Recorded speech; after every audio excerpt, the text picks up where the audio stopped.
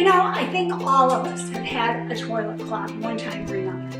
Usually it's when you have company over, you got a big holiday party or something, and how do you get that clog out fast? I've got a simple method for you. First of all, you're going to shut the water off behind the toilet tank. Now, that's the knob right behind the toilet. You just turn it to shut the water off.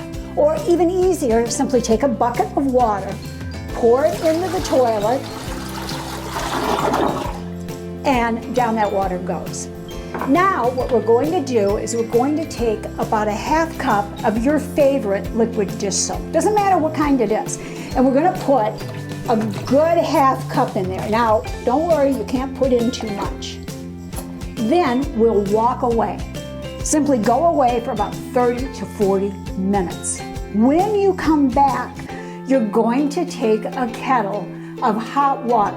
Now, the important thing to remember is you don't want the water to be boiling. You want to see little bubbles in the bottom of the pan, but do not have it boiling.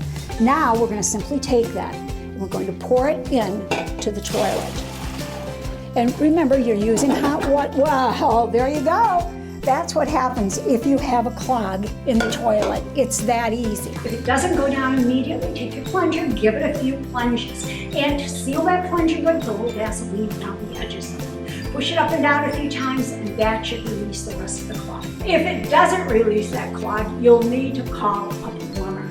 But I'm telling you, 99.9% of the time, the clog is gone, and you will say, "Thank you, Queen." So the next time you have a clog, give that a try. For more information, go to queenofclean.com. Thanks for talking dirty with the Queen of Clean.